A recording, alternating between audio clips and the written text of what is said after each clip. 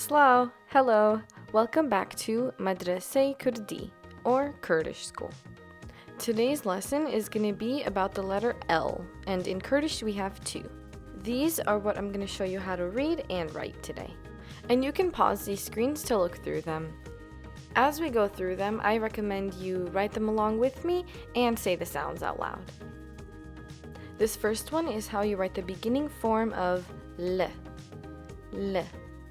And when there's what we call a hout at the top of it, it becomes a thicker L sound, L. L. And this one with this vowel is La. La.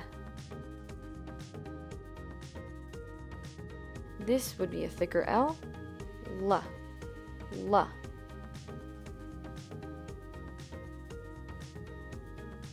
And this is what it looks like when L and A are together.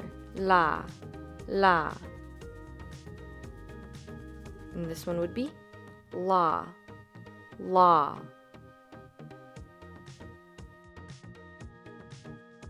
And this one is li, and it would actually only be written this way if another letter followed it. Li.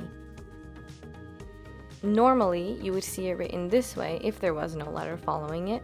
This is actually the correct way. Li, li. And this one is li, li, if there would be another letter following it. Li. And on its own, it would be written like this. Li, li. Li. This one is le, le. And as you can see, whenever there's a hout on the top of the letter, it makes it a thicker sound. E to e.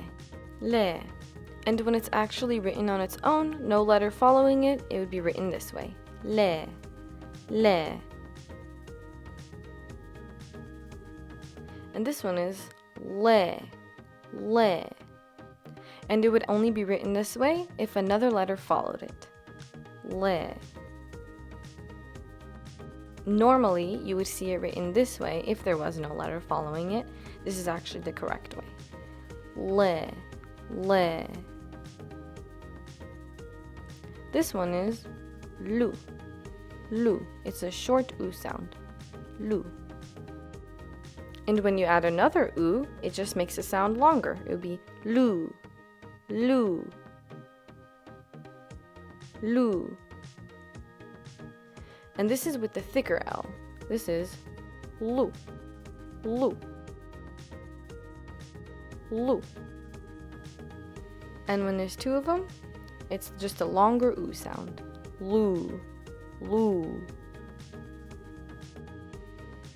This is lo, lo.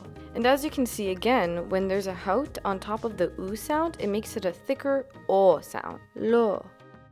So this one would be lo, lo. L and O become lo.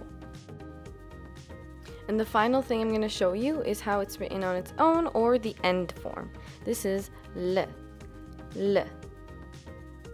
And the end form of L is written like this, with the hout on the top. It's how it's written at the end of a word. L. Alright, that's all for this lesson. Thank you for joining me, and I hope I see you next time. Let me know if you have any questions in the comments section. Kho Hafiz!